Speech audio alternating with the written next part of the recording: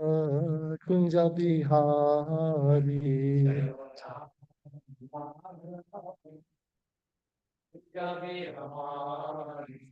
Jaya Radha Madhava Kunja Bihari.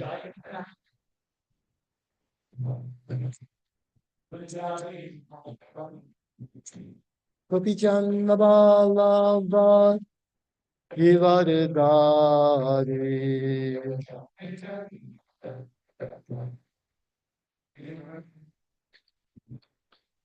Gopi Chandra Ballabha Givardhari.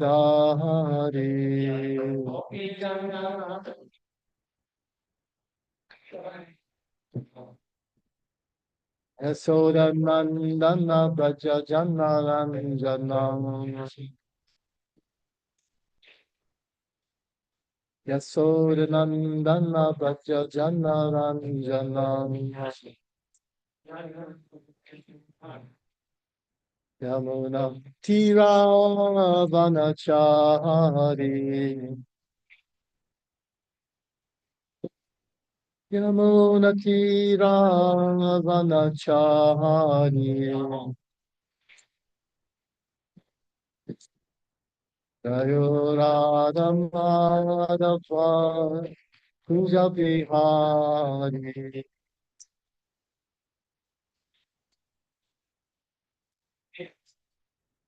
Jayo Radha Madhava Kunja Bihari.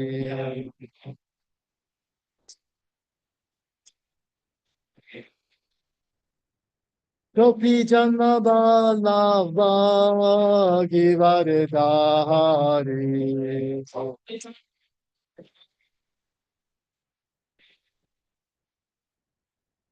Gopi Janma Ballava Givardhari.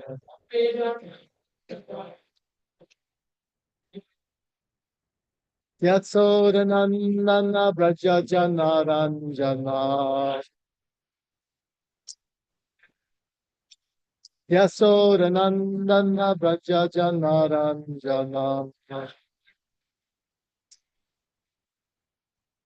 Yamuna Vanacham. Yamuna Vanacham.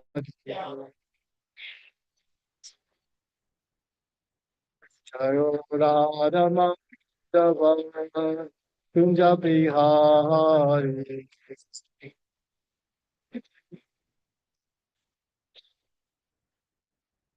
Jayo Radha Madhava Kunja Bihari.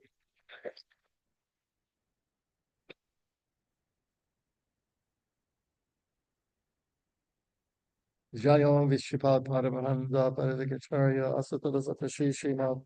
His Divine Grace A.C. Bhaktivedanta Swami Srila Prabhupada Ki. Jayom Vishupad Paramahansa Paradikacharya Asatala Satashi Srimad. His Divine Grace Bhaktisiddhanta Saraswati Goswami Maharaj Srila Prabhupada Ki Jai. Anantikuri Vaishnavin Ki Jai. Namacharya Srinivas Thakur Jai. Prem se kaho Shri Krishna Chaitanya Prabhu Nityananda Shri Advaita Gadadhar Shri Vasari Gaur Bhaktivinoda Ki Jai. Shri Shri Radha Krishna Go Gopinath Shamakun Radhakun Gita Govardhan Ki Jai. Grantara Srimad Bhagavatam Ki Jai. Samadeva Bhaktivinoda Ki Jai. Gita Gaur Premanandi. All glory to the Sum devotees. All glory to the Sum devotees. All glory to the Sum devotees.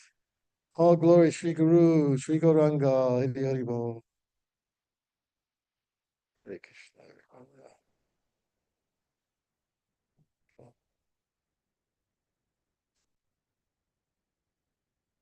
A little disclaimer. I've been asked to give Bhagavatam class 15 minutes ago. So this will be a spontaneous class.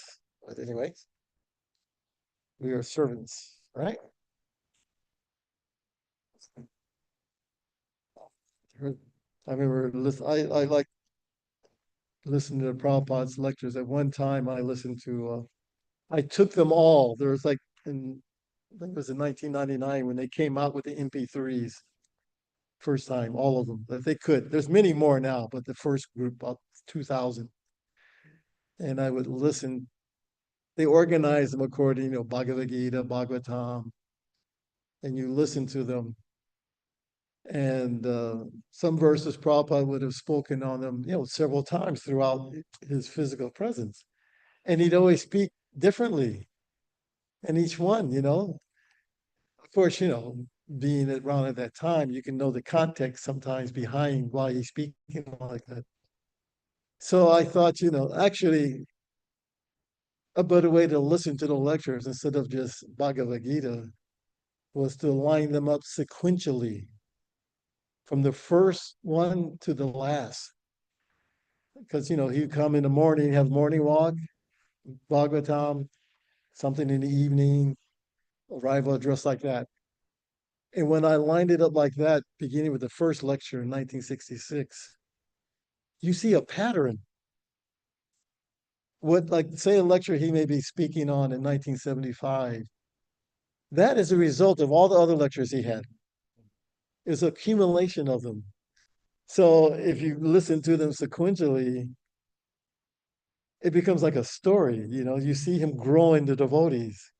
He didn't just sit down and start speaking about anything. It was a result of whatever was going on as he's growing the movement. Like in the beginning, people were just, the first lectures are in Dr. Radhakrishna's mission place, which he bought a tape recorder himself. Prabhupada recorded those. Imagine that. He didn't have any money, but he bought a reel-to-reel recorder and began recording his lectures.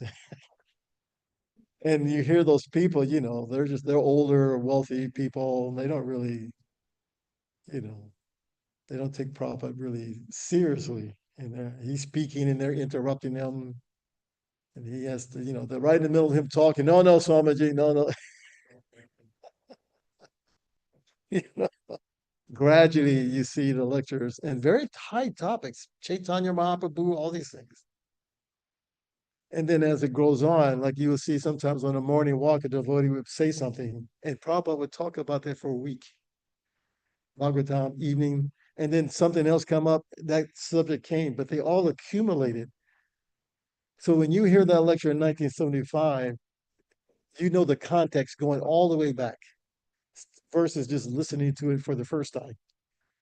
Now you know exactly why he's speaking like that at that time. So by the end of his life, it's like he's grown the movement and he's kind of pushing us forward to continue. So my suggestion is you take those lectures and you line them up like that. And it'll go like that. It'll go Bhagavatam, morning walk, Bhagavatam, evening conversation, and boop, boop, boop. And it becomes like, it's a story. I'm telling you, it's like you can't wait till tomorrow to see what's going to happen next. Another way to listen to Prabhupada's lectures. Anyway, I just thought I'd bring that up. So, because today I have to speak spontaneously, so it's not the accumulation of anything. Maybe accumulation of my own personal experiences, I guess, up to this point. So, we haven't been in Gita Nagari since 2016, and it's, wow. They got lights outside, huh? Who's paying for all that? Where all this money come from? You guys rob bank or something? A sacrifice one devotee. Go rob that bank and give us some money. You go to jail, right? It's for Krishna. Don't worry. Yeah, it's movement growing. Gita Nagari is growing. So anyway, it's a very nice guest house. Nice. I packed my bags based on the old guest house. They need all this. So all glories to the devotees in Gita Nagari. Radha Damodar also nice, happy. That's so much history with him. He's on the bus. He's a traveling deity. Little cramped up bus like that. Devotees do the RT cooking for him. Ching, ching, ching, ching. Before that, Vishnu John, he would take him on the street, sit him down, right in the busy street, everybody walking by. And they're off in Arctic. Ting, ting, ting, ting, ting. You imagine? Making offerings with the plate. Ting, ting, ting, ting, ting, ting, ting, ting. And then they take that offering and start handing it to the people walking by, right off their plate. That's the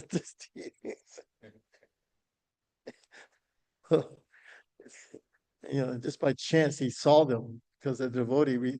They went in D.C. They wanted to have some Radha Krishna deities, but they don't know what they look like. So an Indian man brought them. And they asked Prabhupada, well, we got these deities. Are they bona fide? They didn't even know they're bona fide. I said, yes, yes, they're very nice. I said, you can't worship them until you get 8 Brahmins. So they put him in a closet. And then Vishnu John saw them because he was traveling. He said, well, can I borrow them? I'll just bring them back, Sure, sure, sure, you can borrow. And then they say, we want our deities back. Said, no, I'm not giving them back to you. In 1976, big fight in New York. And they went to Prabhupada. Those are our deities, and he has to give them back. And Vishnu John says, I'm not giving anything back. So that's Prabhupada, what should we do? And I can't remember how it comes, but Vishnu John said, Krishna's independent. He can go wherever he wants. So he said, he let him keep it. So I'll give you some new set of deities. So of course, they were named Radha Damodar because they're on the bus and they had to tie them with a rope so they don't fall off. So now they're here, Altar's kind of subtle and kick Jagannath off. I can't believe he did that, huh? He didn't want to share his prasadam. Get the heck out of here. Other little Radha Krishna gone. It's only them now. And Gornitai. So that's nice. Got nice Pajari too. So anyways, all these emotions are here.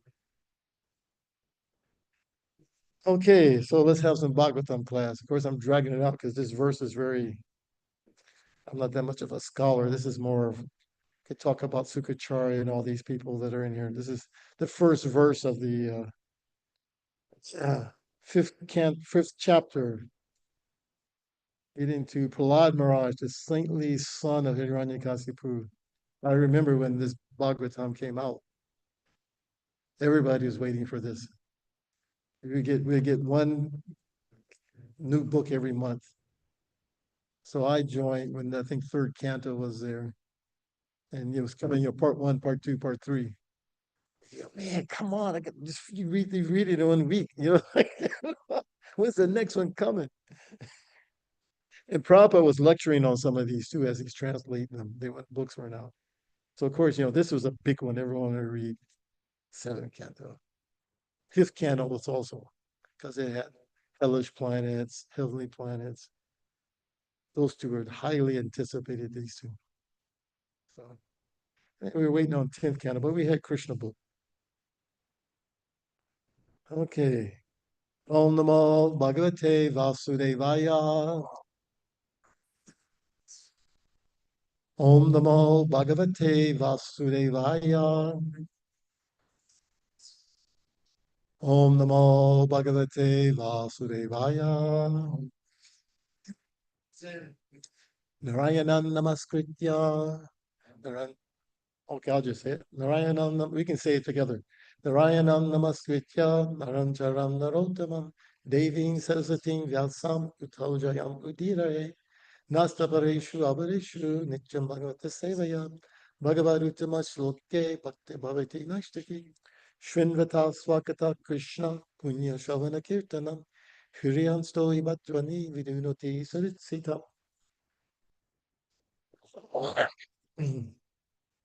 So Canto 7, Chapter 5, Text 1. Prahlad Maharaj, the saintly son of Hiranyakasipu. Prabhu, Shri Narada Vacha. Could you How should I do it? the chapter You summary, just please? me read it, or do you all have something? Just me read. Okay. I'll just read it 3 times. Okay. Chapter summary. Shri Narada Vacha. Huh? Could you please Read the read chapter summary. the chapter Oh, okay. summary? Chapter summary. Prahlad Maharaj, the saintly son of Hiranyakasipu. Prahlad Maharaj did not carry out the orders of his teachers, for he was always engaged in worshiping Lord Vishnu. As described in this chapter, Hiranyakasipu tried to kill Prahlad Maharaj, even by having a snake bite him and putting him under the feet of elephants. Yet he was unsuccessful. Hiranyakasipu's spiritual master, Sukacharya, had two sons named Sanda and Amarka, to whom Prahlad Maharaj was entrusted for education. Although the teachers tried to educate the boy Prahlad in politics, economics, and other material activities, he did not care for their instructions. Instead, he continued to be a pure devotee. So I don't think being a pure devotee means you can't do these things. So, okay. We do these things, but we know how to do them for Krishna. So, in a sense. But yeah, for this pastime, this is, of course, he still continued to be a king. So that education was necessary. Prahlad Maharaj never liked the idea of discriminating between one's friends and enemies. That's high realization. Even for devotees, right? Why? Because he was spiritually inclined. He was equal toward everyone. Once upon a time, Hiranyakasipu inquired from his son, what the best thing was that he learned from his teachers. Prahlad Maharaj replied that a man engrossed in the material consciousness of duality, thinking, this is mine, that belongs to my enemy, should give up his household life and go to the forest to worship the Supreme Lord. Tell that to his father, right? Devotees, that preachers are bold. Okay.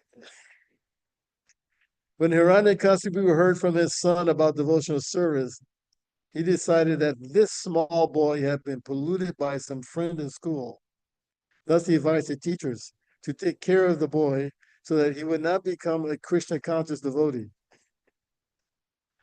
However, when the teachers inquired from Prahlad Maharaj why he was going against their teachings, Prahlad Maharaj taught the teachers that the mentality of ownership is false, and that he was therefore trying to become an unalloyed devotee of Lord Vishnu. The teachers, being very angry at this answer, chastised and threatened the boy with many fearful conditions. They taught him to the best of their ability and then brought him before his father. Hiranyakasipu affectionately took his son Prahlad upon his lap and then inquired from him what the best thing was that he had learned from his teachers. As usual, Prahlad began to praise the 9 processes of devotional service, such as Shravanam and Kirtanam. Thus, the king of demons, Hiranyakasipu, being extremely angry, chastised the teachers, Sanda and Amarka, for having wrongly trained Prahlad Maharaj. The so-called teachers informed the king that Prahlad Maharaj was automatically a devotee and did not listen to their instructions. When they proved themselves innocent, Hiranyakasipu inquired from Prahlad Maharaj where he had learned Vishnu Bhakti. Prahlad Maharaj replied that those who are attached to family life do not develop Krishna consciousness, either personally or collectively. Again, that doesn't mean if you're a grahastra, you ain't going to be Krishna conscious. Of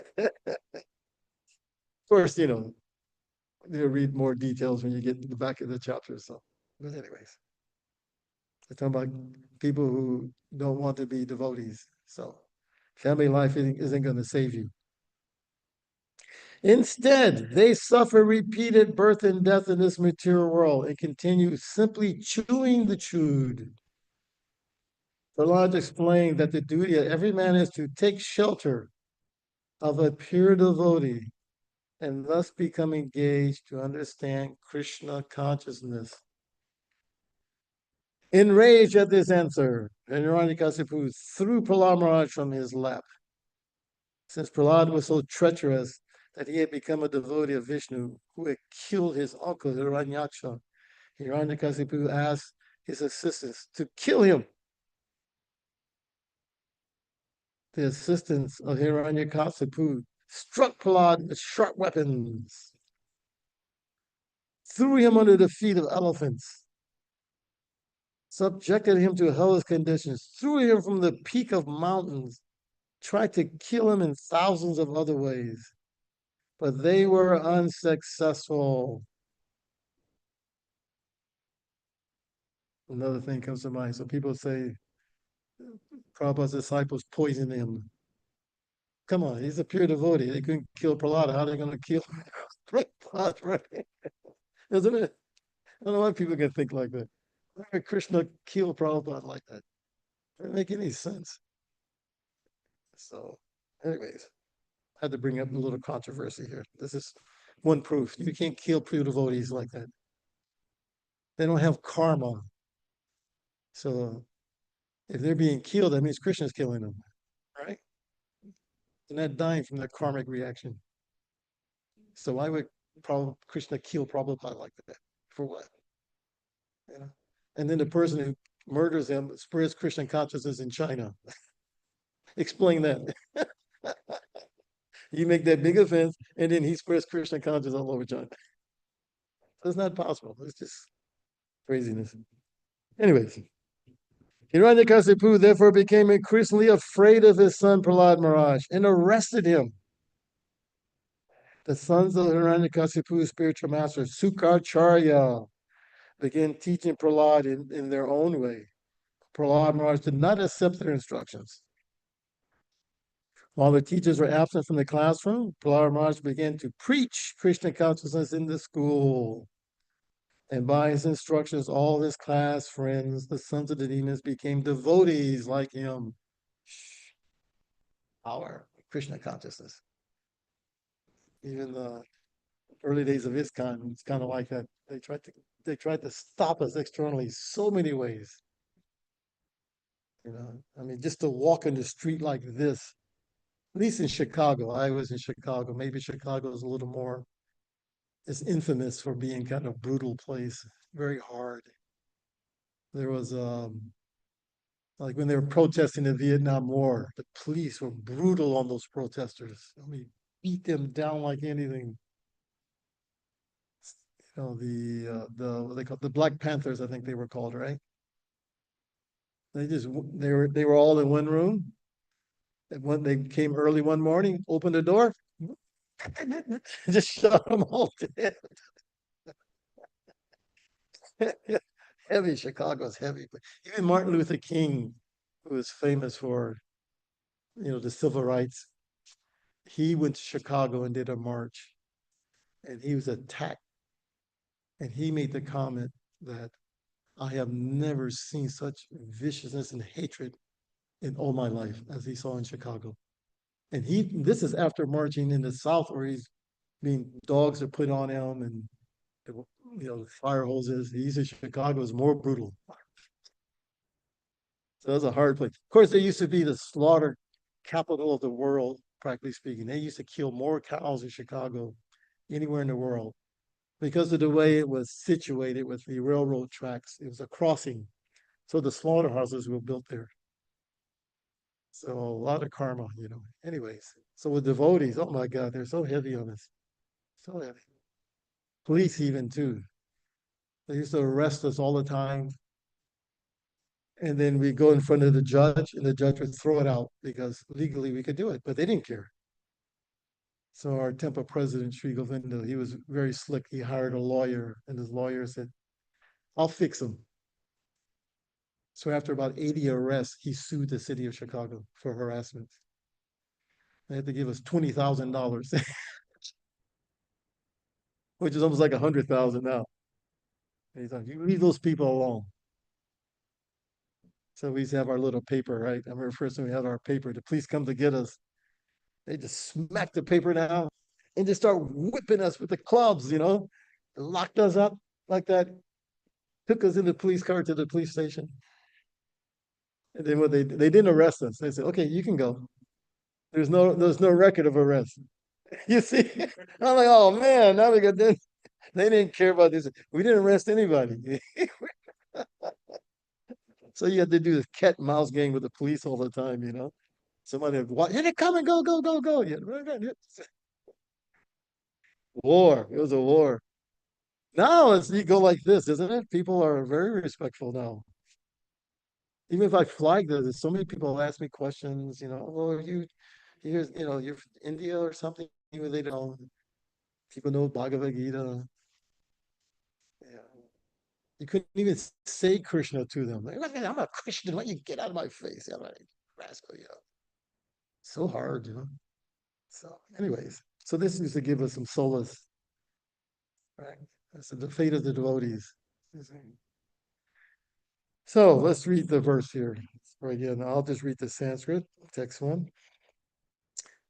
Sri Naruvacha Purahitya Bhagavan Vritakaya Kilasrai Sandamako Sato Tasya Daityaraja Grihantike Sri Naruvacha Parohitatya Bhagavan Vritakaya Kilasurai Sandamako Sutatasya Daityaraja Grinatike Sri Naravacha Parohit Yaya Bhagavan Vita Kaya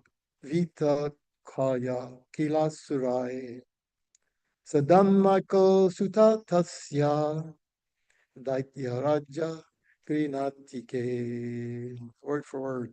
Sri Naravacha. The great Saint Narada said,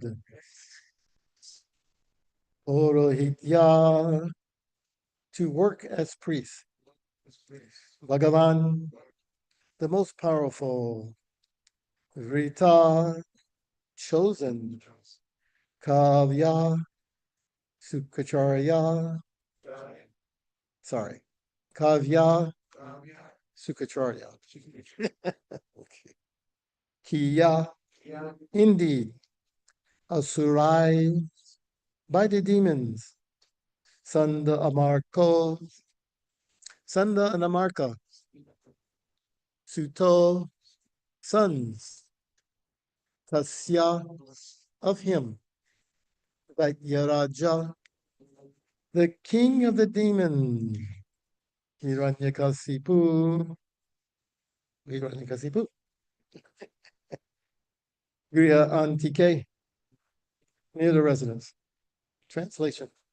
The great Saint Narada Muni said, the demons, headed by Hiranyakasipu, accepted Sukacharya as their priest for ritualistic ceremonies. Sukacharya's two sons, Sanda and Amarka, lived near Hiranyakasipu's palace. Purport. The beginning of the life story of Prahlad is recounted as follows. Sukacharya became the priest of the atheists, especially Hiranyakasipu, and thus his two sons, Sanda and Amarka, resided near Hiranyakasipu's residence. Sukacharya should not have become the priest of the Hiranyakasipu, because Hiranyakasipu and his followers were all atheists. A Brahmana should become the priest of a person interested in the advancement of spiritual culture. The very name Sukacharya, however, indicates a person interested in obtaining benefits for his sons and descendants, regardless of how the money comes. The real Brahmana would not become a priest for atheistic men. Om Jnana Gananjanan Shalakaya Chakshumai Tamyena Tasmai Shri Gurave Namaha. Vanchakapoturvescha kripa sindhuveva cha patitana bhavyo vaishnava namaha. Jai Shri Krishna Chaitanya Prabhu Nityananda Shri Advaita Gadadhar Srivasati Gaur Bhaktivinda. Hare Krishna, Krishna Krishna, Hare Hare. Hare Ram, Ram Ram, Hare Hare. And so this pastime again kind of mirrors ISKCON's life too, because and after Hiranyakasipu had taken over the world, and not just the universe, we don't really appreciate what he accomplished. Nobody has ever accomplished this. Do you have any history of that anywhere? I mean, we have on the Earth planet, I think there's about 8 people who actually became the Lord of the Earth. Like this is called Varsha, because Bard, Yudhisthira, I can't remember the others, but in order to become the ruler of the entire earth, you have to perform the Rajasuya sacrifice, which is it's not like our fire jaga. The precision that has to be done, the timing, according to astrology, and then the money that's required, the gold. You have to go all over the earth and collect money from all the other smaller rulers. And they give that money because, okay, we'll accept you as the king. If they don't, let's fight. Let's fight. We're gonna want somebody's gonna.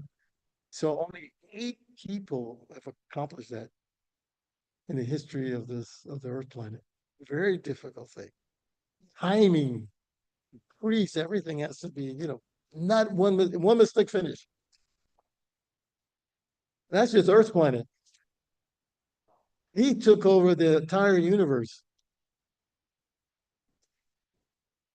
He was so powerful, the demigods, they had nothing to do. He didn't need them.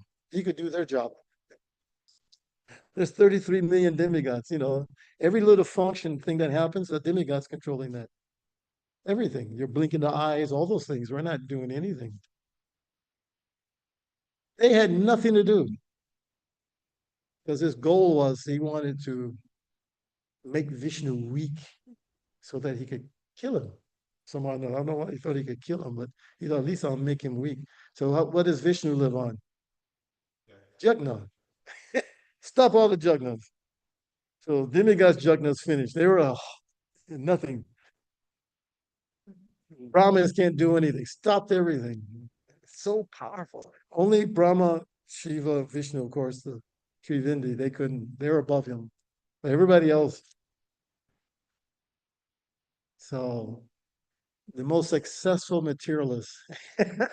The entire universe belongs to you. Everybody's bowing down at your feet in fear. And yet Prahlad Maharaj is like, Ravanam Kirti Vishnu Smaranam Tadasena. What? Kill him, you see. That's atheist. There's no love and friendship. It's nothing. It depends on the circumstance, right? I'm praising you. I'm going to glorify you. I'm laughing with you and bringing you to my home to enjoy. Oh, that's my friend. So nice. Oh, yes. I like him so much. We're such good friends. And hey, such and such said, your house is dirty. What? I hate him. Get away from me. Now he's my enemy.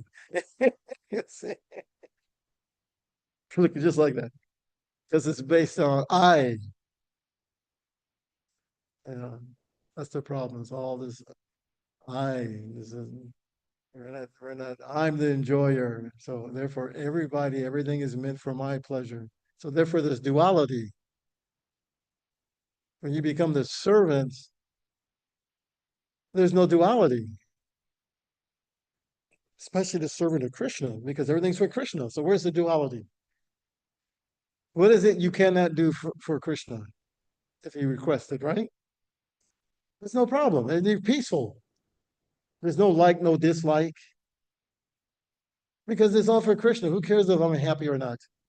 That's not important. Like, sometimes I'm not so much a japa retreat guy. Everybody gets in, how can I chant my japa so much better? Because, I want to feel the bliss, right? And japa is not for your bliss. It's you're the servant of japa. Doesn't matter whether you bliss or not. Do it. Guru said do it, so I have to do it. Doesn't matter whether you feel good or don't feel good, is blissful, is not blissful. Doesn't mean you don't try to chant without offense. But the goal isn't for you to be blissful. Is my guru happy? Mhm. The Krishna's happy. This is what we're cultivating. Now you're peaceful. But it's like, I like, I don't like. As soon as you I like, I don't like, that means you're not the servant. Therefore, you got to suffer happiness, sadness, all these things. Because I'm not the servant. Hiranyakasipu conquered the whole universe and a little 5-year-old boy. And even more frustrated, trying to kill him. Couldn't even kill him. More frustrated. No peace. Even if you get the whole universe, you will not be peaceful. That's the lesson. So don't aspire for it. So here they talk about the Sukacharya. He's the and these he says in the translated here, accept the Sukacharya as the priest for their ritualistic ceremonies. And that didn't necessarily say like we accept also guru, but we're not taking them just for ritualistic ceremonies, right? We're accepting guru because we want to engage in Krishna service. So therefore we take a guru that's in parampara, because that's where the service comes from. How is that? Because he's serving his guru. And he's serving his guru. And it goes all the way back to Krishna. So that instruction is coming. And within that lineage, therefore, in that way, you get the full potency of the spiritual world, the such chit ananda. This is spiritual. Krishna is such chit ananda in vigraha. So are we. We are these three things in vigraha. That sat is eternality. And generally is represented by Balaram. He's the first expansion of Krishna, who provides everything for Krishna. And then there's the chit potency. That is Sandini, that's what gives you the understanding and the knowledge. Krishna is the supreme person of Godhead, and I'm his servant. So that knowledge is there. And then Ananda, which is Hladini, that's Radharani, mixed with that Sandini, engages you in service. It's a combination. You put that with Sandini, bam, what do? Let me make Krishna happy. I mean, depending on your relationship with Krishna, maybe I'm a cowherd boy. Okay, yeah, let's go wrestle with Krishna. He's not the supreme person of Godhead. Yeah, he's pretty handsome, pretty strong, but I can beat him. I can definitely beat him in wrestling. Come on, come on. You see? You tough? Watch this. Wow. Maybe you're in awe and reverence in Vaikuntha, where you see your knowledge is full. Everything comes from Vishnu. Imagine if you fully realize it. And he's controlling everything. How powerful. And not only is he powerful, look how beautiful he is. It's Keshava he's described. He's so beautiful, even to describe his hair. His hair is beautiful. His lips and his eyes and his skin color, the shape of his body. Vishnu standing there. And he's powerful too. He's like, oh, so you bow down, right? Let me serve. That's what you do. When a powerful person comes in, everybody immediately, you stand up, right? And you think, what can I do for you? What can I do for you? Can I do something? I don't care who it is. Even if Trump came in here, you're going to stand up. He's powerful. You may not agree with him, but he's powerful. Yeah. Mr. Trump, sir. Yes, sir. So That's natural. That's natural. It's only because of the false ego that makes us think that, I'm powerful. I want to be powerful. I will become powerful and become powerful. And we compete for that. So I want people to bow down to me. So anyway, that Haldini potency with Sandini, that's perfect combination for serving Krishna. And then when we turn from Krishna, which means we don't want to serve anymore, right? There's no more bhakti. So therefore, Sandini is reduced. You become ignorant. Therefore, we're born into ignorance, right? You're born, you go, man, where did I come from? Why am I born like this? I don't know. You go ask somebody, they're in ignorance too. I don't know. Nobody knows. You'll never know. Maybe by speculation, you can come to a personal understanding. Everything is one. That's the best you can come to, just by speculation. And that's what the scientists come to conclusion, right? Everything comes from one source. They don't know what it is, but good speculation. It was some gases and chemicals, and who knows, some spark hit it. Where did spark come from? Well, it doesn't matter. But bam, life is kind of manifested in this way. So, or the Gyanis, it's all one energy. And because you're an illusion, once you come out this illusion, you go back to that oneness. And then the Buddhists are even worse. There's nothing. It's just a void. So if you become still, stop being active with your senses and being motivated, because that's why they want the stillness. You void again. Nice philosophy, actually, isn't it? You don't have to do anything. You just have to calm yourself and you instead of waking up, you go void again. Everything's void. And how it became active, I can't remember that part of it, but there's a reason why you're dreaming. It's all a dream. And within a dream, there's a certain way you have to act so you don't suffer so much. Clever. That's Lord Buddha. He was very clever, isn't it? Whatever. You don't need this Vedas. What is this Vedas? Let me explain it to you. You see? Actually, there's nothing. Thank God I didn't hear that before I read Christian consciousness. I can live because see, it's nice. You can still have your sense gratification until you're ready to be void. And there's no guilt about it. There's no guilt because it's all void anyway. And if you want to have the enjoyment of piousness, then don't kill, don't do these things, don't do. But you don't even have to do that. You see, I think that's a little better argument than being Mayavadi, because Mayavadi you still have to follow the Vedas. You have to follow stuff, and Buddhists you don't have to do anything. There's no worship, there's no rituals, there's no nothing. You just become still. But who can do that? There's no history of anyone doing that. That they sat there and went void, and the body didn't move anymore. But still, people thousands of years are trying to be Buddhist. So when you come in contact with a devotee, because the devotee is following, therefore they are a pure devotee. Pure devotee doesn't mean you are experiencing Krishna praying, but you are following the instructions of the pure devotee. Therefore, you're a pure devotee. And you give that pure instruction to someone else, they become pure devotee.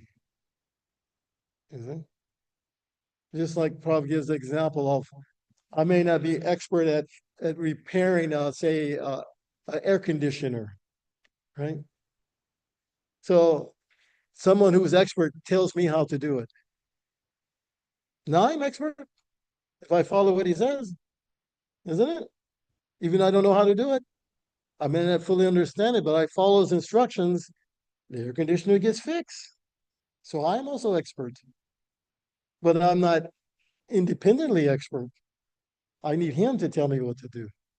So devotional service is like that. You follow that instruction and it remains pure. And when people come in contact with you, they become purified. So they have to come in contact with this bhakti, the Hiladini potency. Now they can wake up. We all have that experience, don't we? As soon as you got a book or something, you, oh my God, yeah, thank you. Isn't it? I still remember getting that Back to Godhead magazine. And I was like, oh my God, thank you. Now I know. Now I know. But what are you going to do about it, right? Now that you know. So it's my brother and I, he gave me them back. I said, come on, we got to do these things. I'm not doing all those things. I agree with it, but I'm not going to do it. What can I do other than leave him behind? He didn't want to follow. Still can't understand why. It's too lazy, I guess. So this is the real Brahmin, as Prabhupada mentions here, is that the real Brahmin,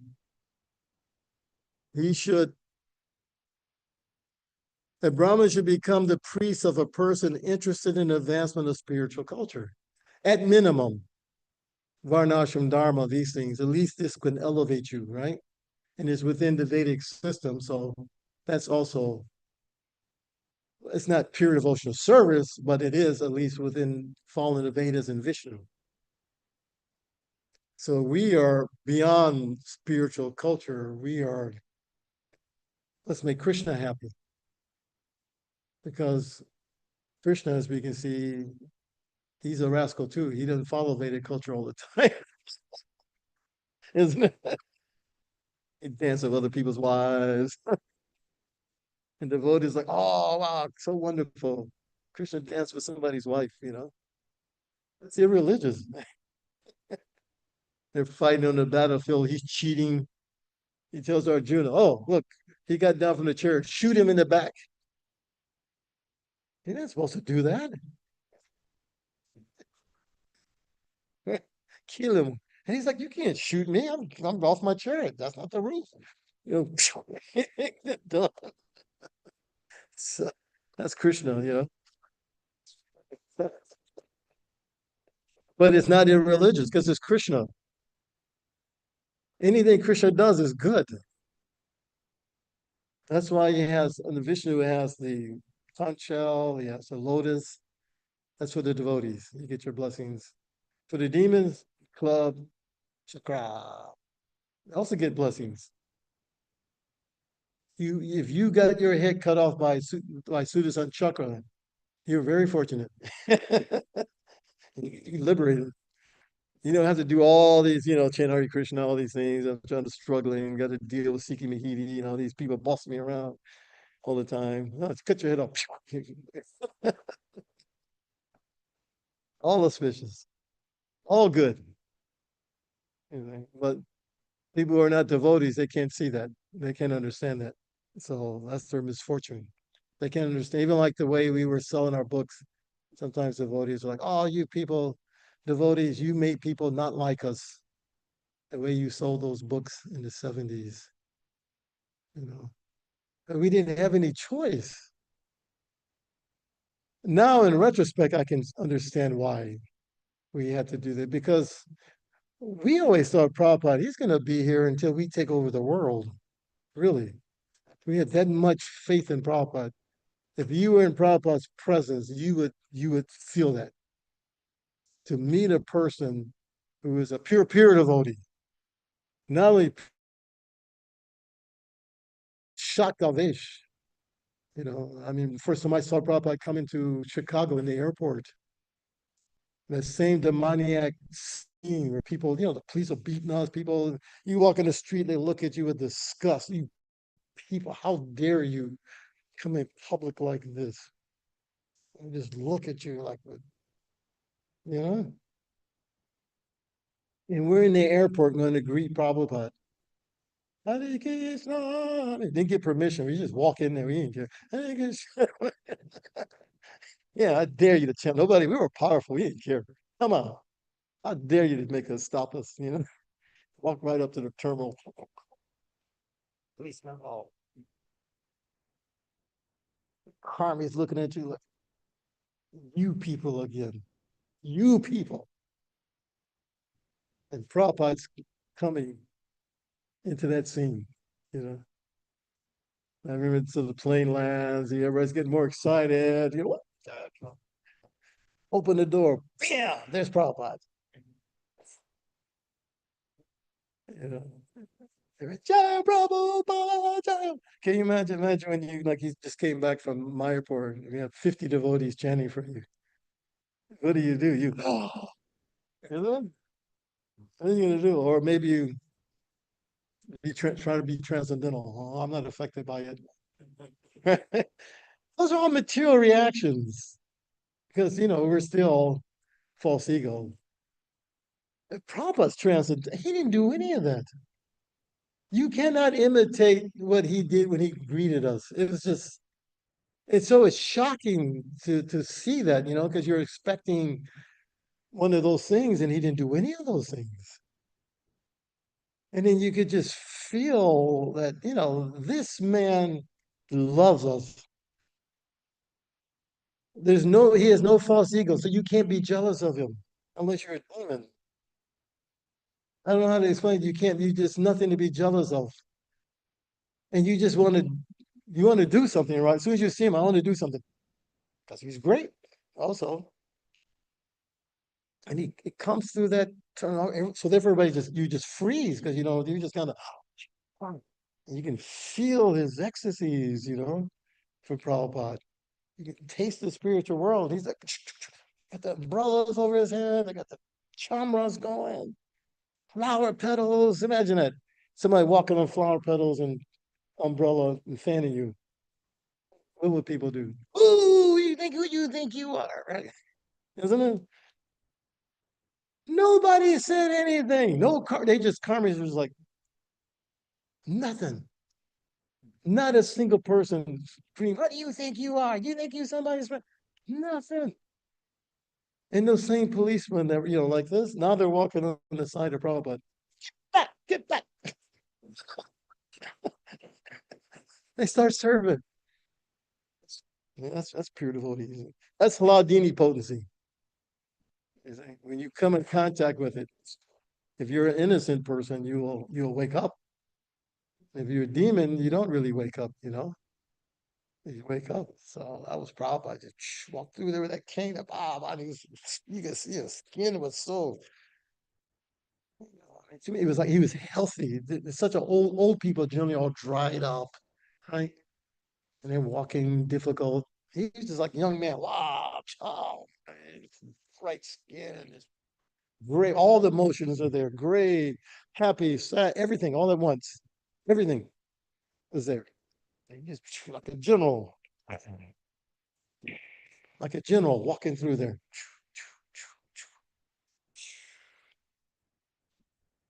So of course you're convinced. Whatever you tell me to do, I'm going to do it. He said we're going to take over the world. We're going to take over the world. So, and how were we supposed to do that? We were supposed to sell these books. And it was practical also because that was generating money for so many, especially India, because in India it was just starting. They were brutal to us in India too. I remember in 77 going there. I couldn't sell one book. You go now, you don't even speak the language, they'll buy it from you. Touch your feet. Back then, Hare Krishna, Hare Krishna. Looking you, laughing at you. Nobody cared for us. So there's no devotees, there's no money, everything's coming from the West. So all these things had to come from America. We were collecting almost like $2,000 a day in Chicago, which is almost like 11,000 now. And we just sent all that money to. You go to Atlanta, we still got the same old building from 1975. So all these things together, this movement would not be here now if we didn't do what we did then. It wouldn't be. If we were like, just resting our doties and being respectful and sell 2 books a day, because that's about all you could sell. It'd take you all day long to find 2 people who would take a book. 8 hours, hundreds of people. Get the freak away from me. You gotta be crazy. Leave me alone, you stupid idiot. Why, go get a job. Go get. So we had to put on the karmic clothes and get aggressive. You know, come here, give a donation. Hey, you, I'm talking to you. Come here. Okay, okay, okay. So anything you could do at that time. Then Prabhupada could print his books too. Those books would not have been completed if he didn't have money. So for Krishna service, yeah. Under the direction of the pure devotee, yes. Now, arbitrarily, we don't do that. At least I won't do it. I'm not like Prabhupada. I don't think I can be inspired that way. But Prabhupada wouldn't do enough to allow to tolerate that because that's the best we could do. We're like children. You don't have to be perfect. You just have to be sincere. All right. It's like, I tell this example all the time. You see children, sometimes, those who have had young children, they're like this, they're disturbing you. Mommy this, mommy that, mommy you. Hey, take this paper. Here's some crayons. Go draw a picture for me, okay? You want to draw a picture for mommy? Okay. And you send them away so you can do what you're doing, right? And they come back later. Mommy, this is you. You didn't expect that, right? They draw a picture of you. You're like, you're holding it upside down. It's so bad. You can't even tell. But it touches you because of the sincerity. Huh? Then you show it to your friends. They also, they feel it too. That's just material. Let's just make it spiritual. Yeah. So it wasn't the picture is horrible, but it was the act. So the same way, we're just like children trying to serve and fulfill the orders of the parampara. So it may not be perfect, but that offering is fully accepted in that way. So anyway, so he's saying a real Brahmin, this Sukacharya, actually, he was also the spiritual master of who? You can guess. Another is Bali Maharaj, right? He's such a selfish guru. And he knew, oh, that's not that Vamanadev is Vishnu. And he's trying to trick my disciple, and he's going to take everything. He's calculating in his head.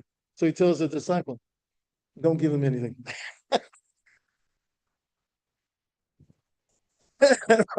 He's a guru. He's supposed to say, yeah, oh, give everything to Vishnu. He's like, no, no, no, because I'm going to lose.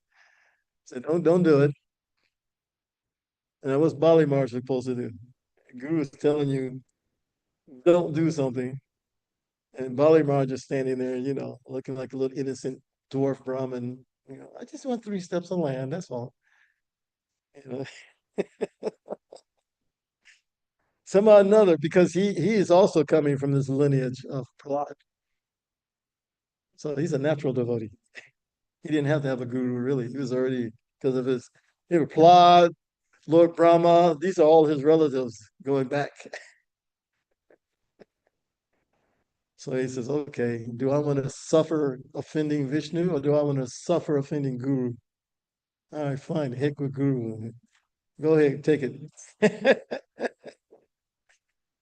Because even not, I don't think that's one way of thinking. Another way of thinking, because he's a pure devotee, is he understands Vishnu. He's having fun being Vamanadev, right? Because Krishna's like that.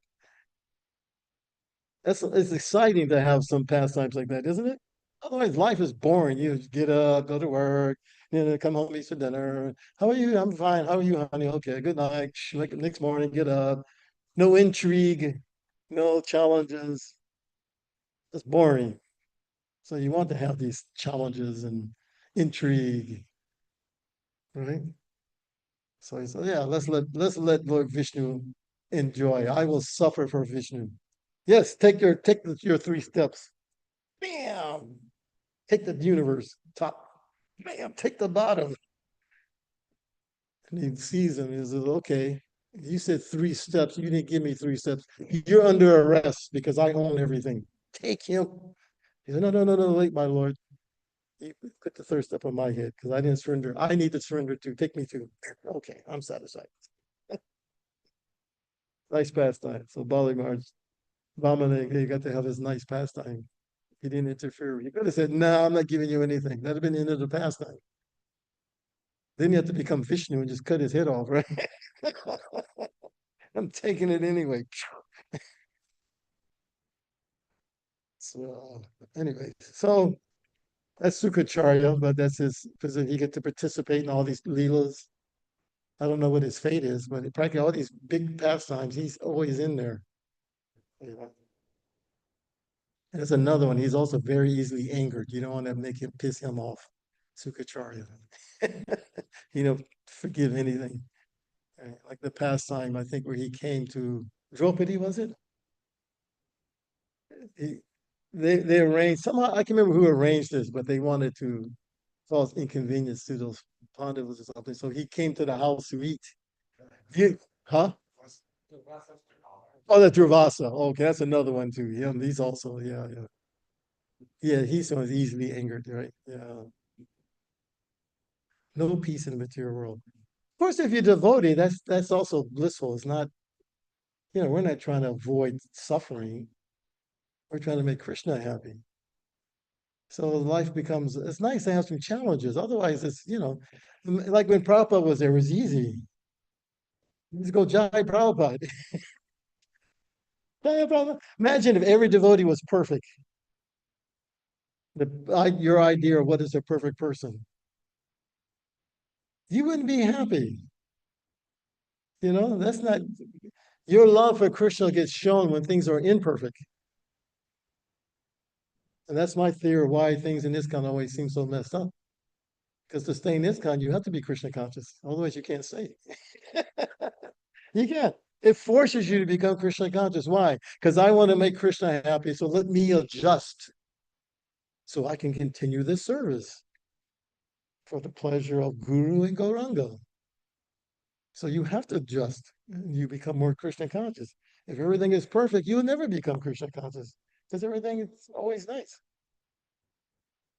When do you have to surrender when everything is nice? If it's nice, you don't have to surrender, right? And when things aren't nice, now you have to act out of love. You have to act out of love. Now that attracts Krishna. So don't get bewildered by when these things come like that. It's a chance for you to advance in your Krishna consciousness. So, and you'll be forced to, don't worry, as you go on, you ain't got no, it's going to happen. Even Krishna may embarrass you. You're going to be affected by lamentation or are you going to keep serving? Mhm. No, I got to keep serving. And now you advance, like Bali. Imagine how embarrassed he must be. He was vomited. He was like, so, okay, I made it to 8 o'clock. I can't believe it. So we can stop here. Do we have questions or we don't need any questions or anything? Any comments or questions, anyone? Okay. My hearing aids aren't working too well either. You got to speak a little louder.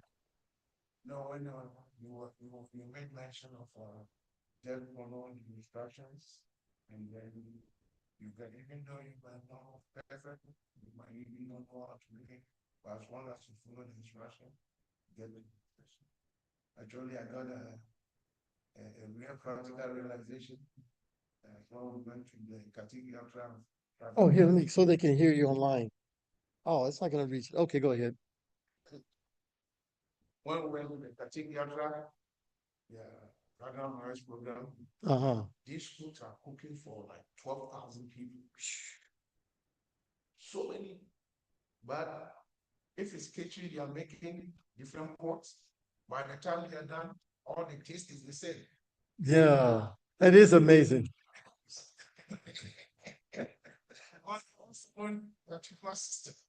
Yeah. That is a phenomenon. You think how you cut 12,000 potatoes, right? Oh, I'll go Shri Guru Shri Gauranga Hari Hari Bol. Hare Krishna. Yes. Shri Radha Damodar